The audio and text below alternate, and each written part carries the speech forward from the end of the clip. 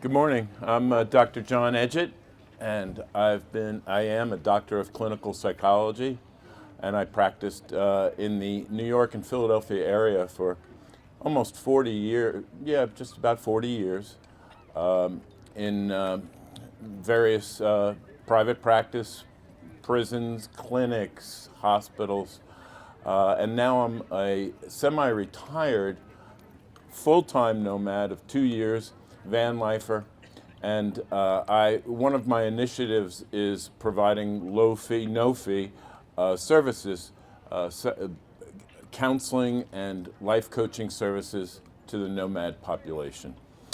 So what I wanted to talk about, I kind of named my talk, Build Out Your Mind, Build Out Your Heart, Build Out Your Relationships. Because there's so much of an emphasis, and it's a needed emphasis, and it's a good emphasis, but it's an emphasis that is very strong on having the right solar, getting your cabinets built out, getting a proper bed. Not enough attention is paid to the mental health and the self-care psychologically of nomads, and I think more attention, it would be good for people to focus more on that. I think it would increase the quality of their life and the quality of their nomadic experience. Now, there's a common common misconception that mental health services are just for the severely mentally ill. And that would include people who have schizophrenia, people who are bipolar, have bipolar disorder, which used to be called manic depressive disorder, or people that are severely depressed. They can't get out of bed, they can't function, they're suicidal. And mental health services, of course, are very, very important for those people, usually a combination of medication and some psychotherapy. However, what often, especially out here, people don't think about is that mental health services, counseling, therapy, life coaching, can be immensely useful if you have anxiety, some depression, difficulties with relationships.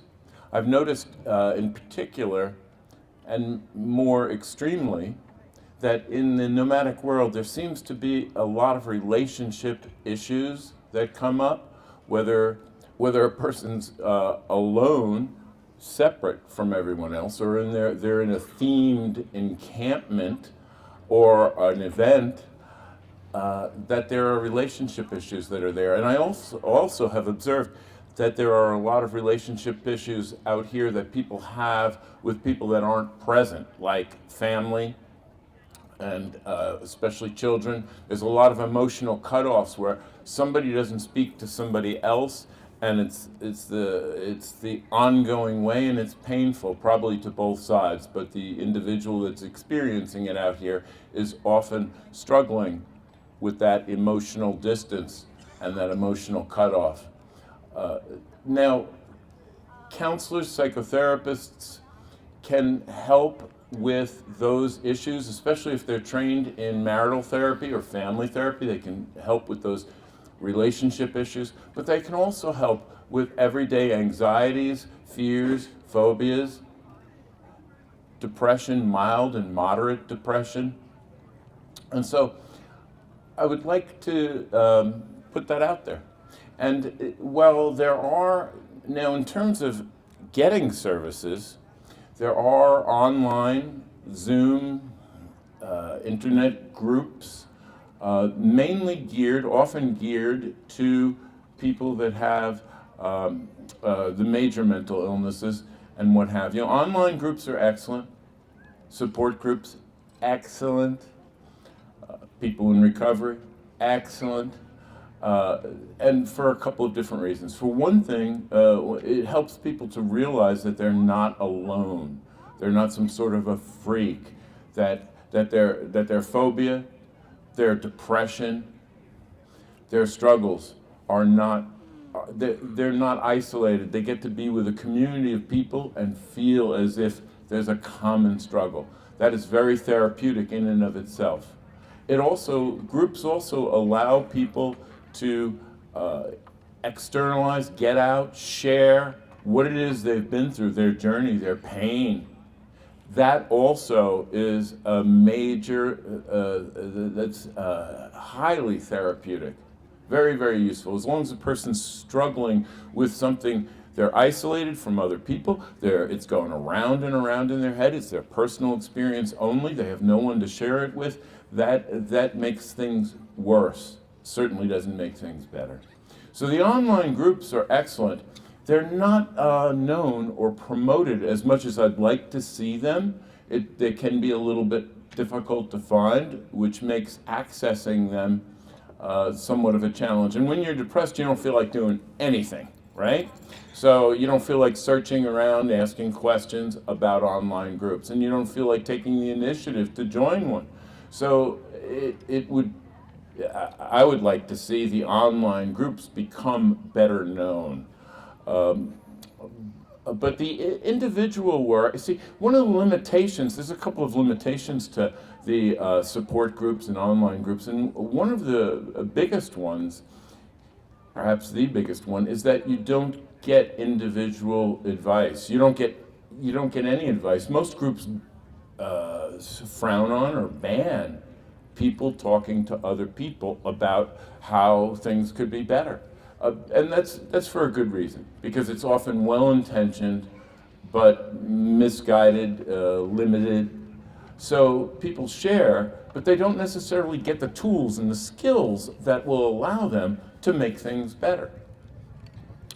Personally, I practice solution-focused, positive psychology, so we spend time talking about the issue, the difficulty, the problem, but we also spend an awful lot of time about how to make things better, how to make things right, what it is you want to have happen, and how that can take place. One of the other things I'd like to mention is that not just anxiety, depression, relationship problems, but I've noticed a tremendous amount of post-traumatic stress disorder out here in the nomad world, and I'd like to educate you to the effect that PTSD does not necessarily, well, it does come about very often with regard to some horrible, horrible trauma. Getting your leg blown off in Iraq, experiences that you had in Nam, being mugged, being in a car accident, or physical and sexual abuse is very, very common from relationships that people are leaving. Nomads are very, very good at running away from. A counselor can help you figure out what you're running toward. So PTSD, I want to say, runs on a continuum. So there's a lot of people that don't think of themselves as having PTSD, but they do. A bad experience, especially if it's unexpected, by surprise, and unjust. Something that so wasn't deserved, or random, that happens to you. Part of the reason we have the PTSD response is well-intentioned by our subconscious mind. It's our effort to learn a lesson that'll keep us in a good place. So you have nightmares, your subconscious mind's trying to tell you, that was bad, that was really bad, let's go over it one more time, just so we can get it out and get it over with. Learn. PTSD responses, nightmares, getting triggered, are a natural biological response from our subconscious mind to try and keep us safe. The problem is that the subconscious mind goes overboard. It has a hammer, everything starts looking like a nail. So we become frightened, shut down, and fearful when we need, and tormented when we need not be. So attenuating that can be, and often is, if a person has PTSD, mild or moderate, should be a part of the therapy, the counseling, the life coaching. I mentioned life coaching. I practice as a life coach. because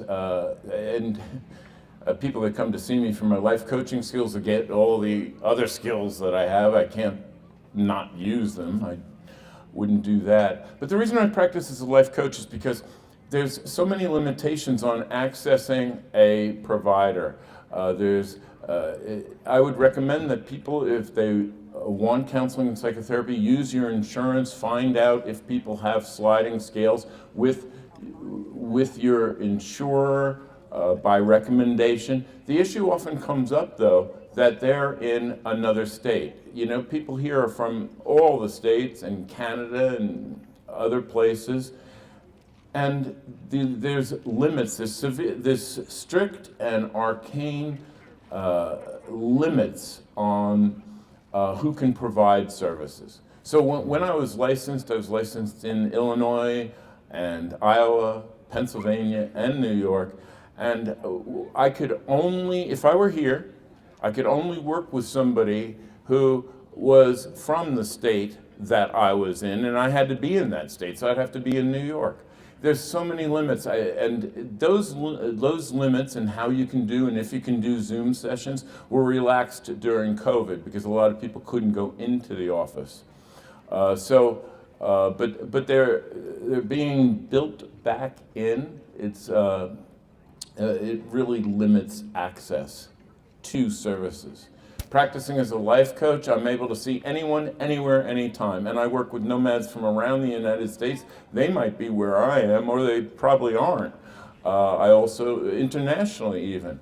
And I could never do that if I was a licensed clinical psychologist. I'm a clinical psychologist, but I practice as a life coach. Accessing services is really important. And what else? The advantages of individual work, I can just emphasize that again, is that you get there's goals that you set with the practitioner, and you get a collaborator, a support. There's a lot of stigma attached to mental health, and I don't understand quite well. I understand why, because it's a time-honored phenomena. But you know, seeing a therapist is really no different than consulting an expert on solar. You know you know a little bit about solar, but you don't want to you don't want to get the wrong thing. You need advice. You need support. It's a support. You have a team member. You have an expert who has the tools that it can turn over to you to make your life better. I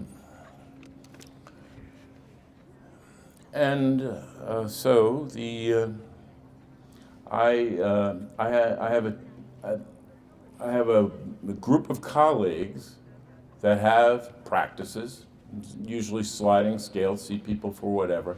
But one of my initiatives out here is to provide and to have my teammates, other therapists, counselors, provide services free of charge for nomads that can't afford anything, or maybe a small barter or something like that. But my point is that this is something that you can access even if you don't, even if you're totally strapped and don't have resources.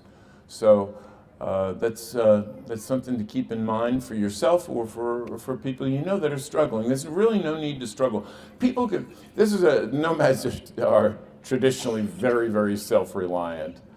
But there's nothing wrong to having someone help you get out of a wash when you're stuck there. There's nothing wrong with somebody giving you advice on solar and taking you to a place to get solar and making sure you get the right solar.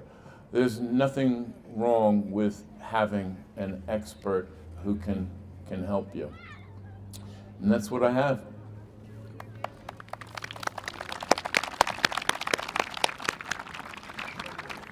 Well, hello, I'm Rob, and some of you may know me as Travels with Dottie on YouTube. And if you're curious, Dottie is here in the front row, my moral support.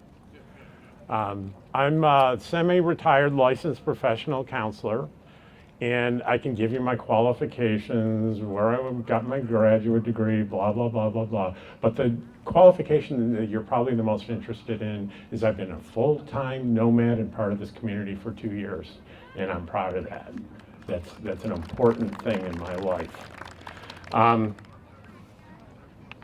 Doc mentioned something that's really important to me, this thing with Mental Health Awareness Week, Mental Health Month. It all sort of implies that you have to have a diagnosis to be included. I like emotional health. How about that? Yep. We can all use emotional help. I don't have generalized anxiety disorder. I'm not diagnosed with that. But let me tell you something, I'm pretty damn anxious right now. I'm scared of all of you. I could probably fake it and you wouldn't know it, but that's not what I'm about. I'm here for you. Thank you. Thanks, Doc. Maybe we could have a little session afterwards to I'll be calm in me your down. the subliminal hypnosis. I'll be in your ear. So it's important we all can use that help. And my presentation is on things that I've learned myself that I've been able to deliver to my clients that have been effective. And I want to talk to you today about one of the most profound ones for me and many of my clients. And it's this idea. This is what I thought for most of my adult life. I thought stuff happens in my world and I react emotionally to that thing that happened. Makes sense, right? Something bad happens, I feel bad. Something good happens, I feel good. And I discovered I was wrong. That's not true. And you're probably thinking, what do you mean it's not true? Sounds true. But there's a critical step missing in that process. Here's how I found out it really works. Something happens in the world. We think about it and create meaning around that thing. We figure out what it means to us. And our emotions come from the meaning that we create. And I'm gonna prove that to you right now. I'm gonna give you a hypothetical example. Let's say someone comes up to you and says, you know what? A man died yesterday. Think about what emotional reaction you're going to have to that. Not much of one, right? You're going to say, well, that's too bad, but that's a fact of life. People die every day. Then if they said, well, that person was your father. Boom. Huge reaction, right? You're going to feel grief and anxiety and sadness and all kinds of intense things, right? Then the person says, well, hang on a second. That guy had the same name and date of birth as your father, but it wasn't your father. And your dad walks around the corner. What happens to those intense emotions? They evaporate immediately. In a nanosecond, they're gone. Yet the thing that happened in the world did not change. A man died. Your interpretation changed. So you're probably asking, well, how's that valuable? It's valuable because, well, let's just say this. What we refer to as negative emotions like sadness and anxiety and anger and stuff, they're okay. It's part of being a human being. You can't avoid those feelings completely as a human being. But what I'm telling you, you can do. You can avoid those feelings sometimes when they're unnecessary. And they can become unnecessary because as human beings, the meaning that we make of things, we suck at it. We're not very good at it. We're not very disciplined. At least I wasn't. All right? So how can we become better? In the example, someone says, your dad died. Well, who are you? Where did you get your information? Asking questions. Instead of leaping to the conclusion, I become curious.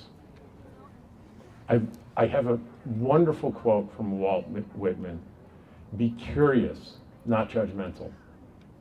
Judgmental people don't ask questions.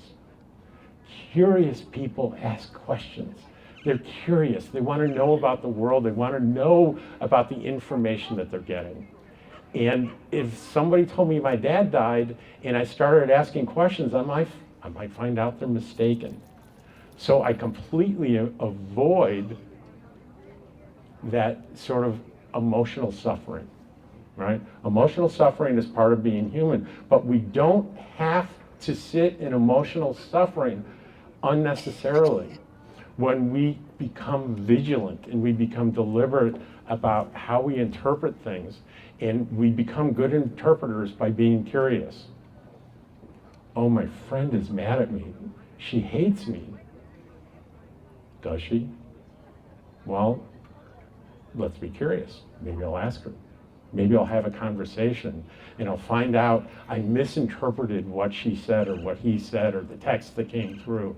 I'm curious and I don't rush to judgment. It's a wonderful, wonderful thing once you discover that. And I'll tell you how nervous I am. I was going to set a timer and I totally forgot. Can you help me out, Bret, and tell me to shut up when my 10 minutes are up? No, we got a timer there. You got a timer there. Okay, just say something. I'm capable of talking not long enough and talking. They both got it. I'm right My here. buddies Right, got it. we're here I'm for you, capable dude. of error We're here for either you, way. man. I do have a list of things to cover, though. So, human beings, you and me, are capable of believing anything. Human beings are capable of believing anything. In World War II, the Japanese kamikaze believed that he would be awarded in the afterlife if he would crash his plane into an aircraft carrier. He believed that.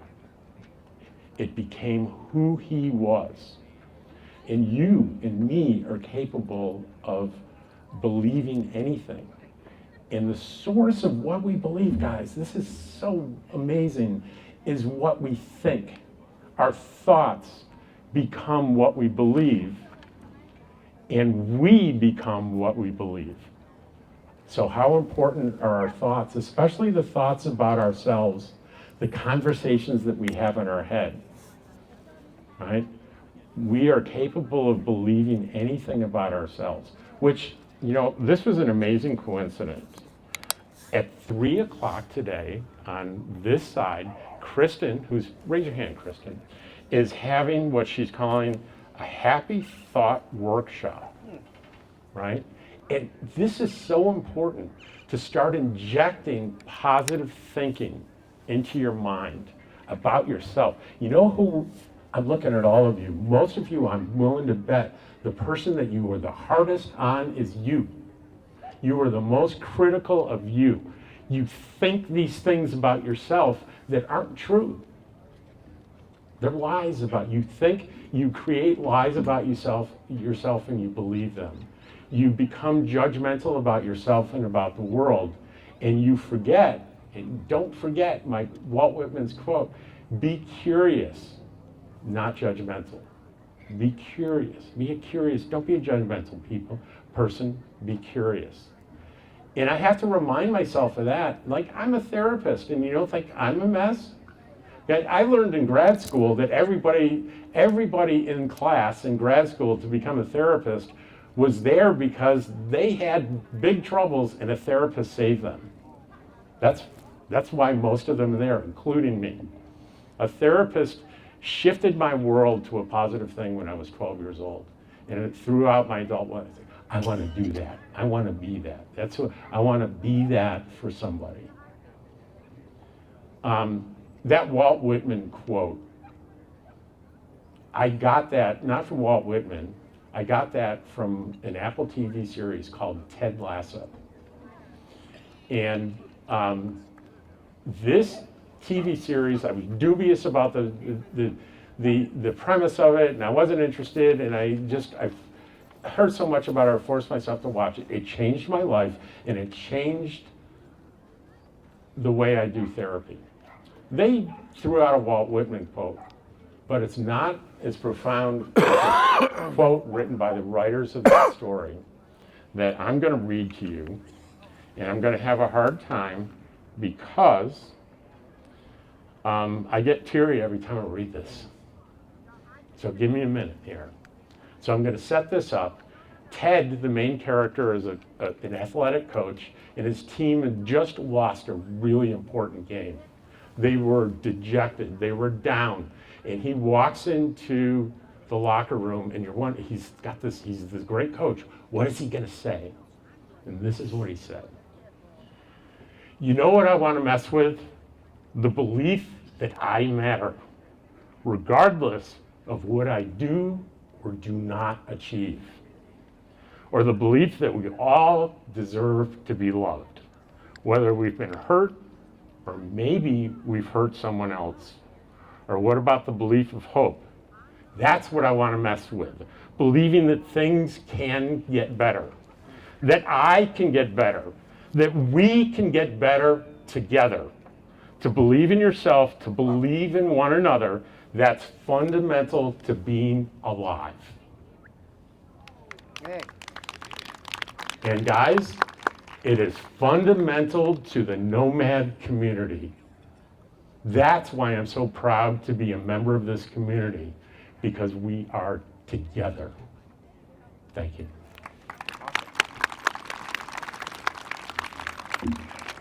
Oh, I got it. Oh. It's my mic, I'm recording it, so I'm gonna give you my mic. Put that baby on.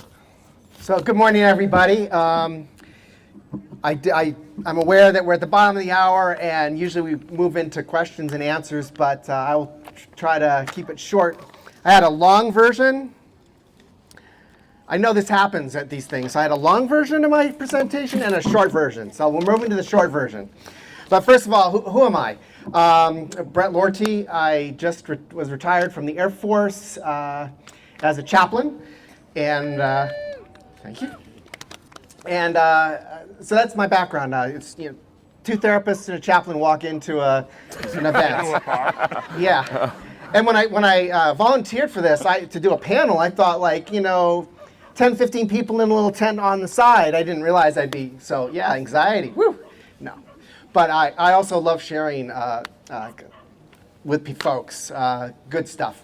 And I'm taking my title of my presentation also comes from a television show. It's an old one, Joan of Arcadia, and there was the takeaway of those 2 seasons of television was always connect, always connect. And on all the chapel teams that I was on as I moved around, I was always that weird chaplain because I didn't have any answers for people. People would come into my office.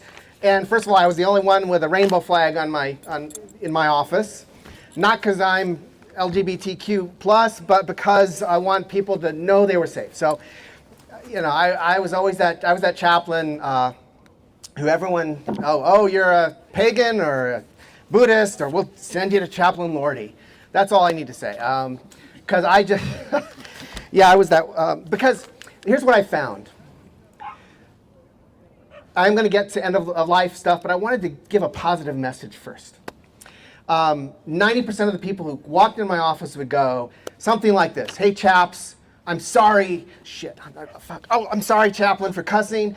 And I'm sorry, but I'm not religious. I'm spiritual, but not religious. That 9 times out of 10, people would say, I'm spiritual, but not religious. And I'm like, great. Tell me about, what grounds you? What makes your life meaningful? Because I found that 10 times out of 10, they had the answers within them. I didn't need to tell them what to think or do or believe. They had the answer within them. And so I developed this kind of concept which I think is really applicable to the nomadic community, because we're all DIYers, right? We're all DIYers.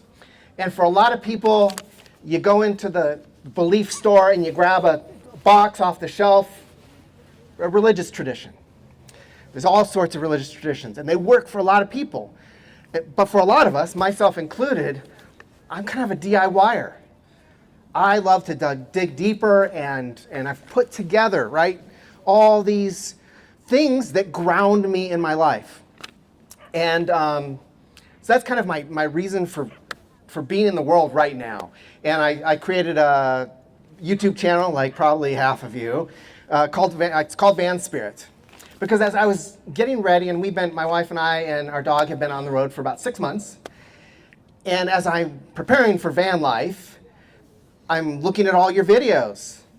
And I found that not many people are like, this is great, it's it's spiritual, it's liberating, it's this, it's that. But I didn't hear a lot of people talking about what that meant for them, what grounded them, what practices, how you put that together. And so my takeaway for today is, this is a spiritual experience we're all on, because that's life. And we're going to get to death in a minute. Talk about downer. We're all on this spiritual journey. And I just want us to remember the journey that we're on and not pass up on those opportunities. Even the suffering gives us teaching, right? And to package it into that idea. And I said my topic is always connect. And that's how I do it. I'm an introvert. Bob Wells earlier said, how many introverts are among us? We're a bunch of introverts, right? And connecting can be really hard for introverts.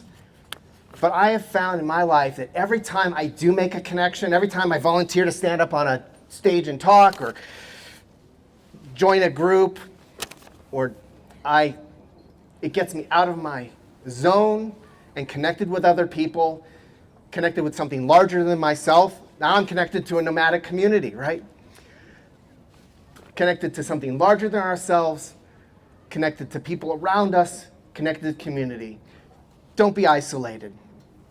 It's so easy to sit in our van. Sit in your van for enough time to get grounded, and then go out. Always connected. Always connect. What is your YouTube channel again? It's called Van Spirit. Oh yeah, I've got cards over there. There's 2 QR codes. One of them is great segue, because I got to wrap this up. To end-of-life planning. All the documents that I'm going to talk about, all of our contact information, scanning that QR code, and you'll get it. Everything that I'm doing right now, and some cards over there. So, I need this, just so I don't. So, end-of-life planning for nomads, and this was something that was requested out of last year's surveys, because we're out on the road, and as a chaplain, I've been at many end-of-life situations, suicides, mass casualty, trauma, you name it. I've been kind of often the aftermath of that. That's part of my job as a chaplain. And I can't tell you how many times I was sitting with a family, and it's not that they disagreed with their loved ones'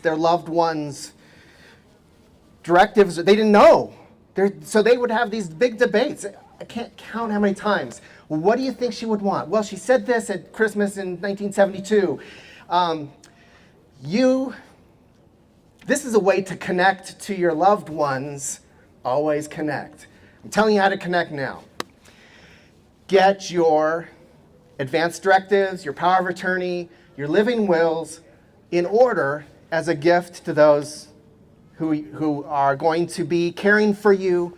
You're going to be fine. You're going to be somewhere else, or at peace, or with the universe, or whatever your end of life understanding is. But the people who are immediately in the aftermath. So what are these documents that I just listed a whole bunch, right? I'm going to define them real quick, and then I'm going to kind of explain. I consulted an attorney, and she said, tell everyone that this is lay advice. This is not legal advice. And then she said, and don't give anyone my name. Because it's complicated and it varies from every single state has different laws governing end-of-life decisions. Some have to have notaries, some have to have witnesses, some have to have, what do you call it? Justice of the peace. No, a notary, yeah. So takeaway number 1, look at the laws in your state of residence and figure out what it means. And the big key there is, how does that document need to be executed? Can it be a non-family member witnessing it? Does it have to be a notary, et cetera, et cetera? I couldn't do that for 50 states. So in that packet, I've got that some information on that. So power of attorney, 5 minutes. You are turning your health care decisions over to somebody else. So that person is now you when you're gone. That's a power of attorney. Very helpful, right? Advanced directives. What do you want done if you're...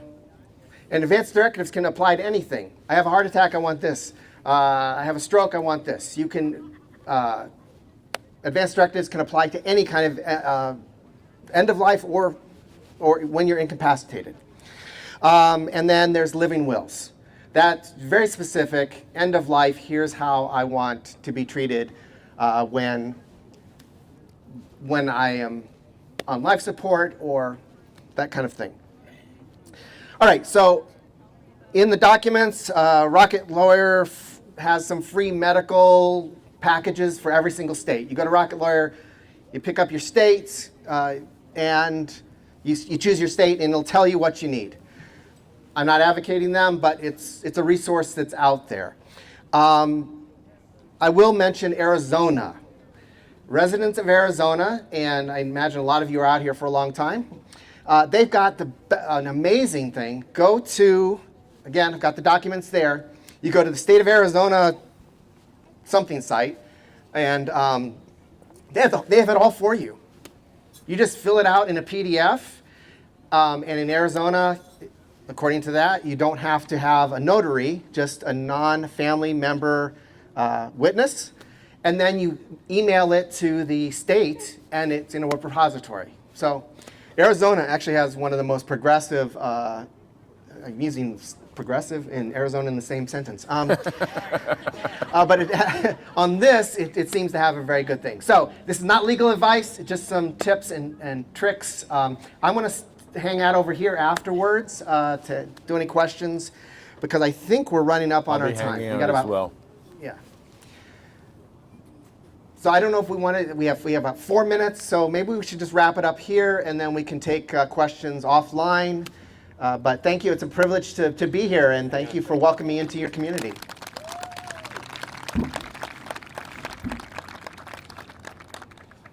That's it. All right, give me my microphone back. Let's give it one more time for these guys up here.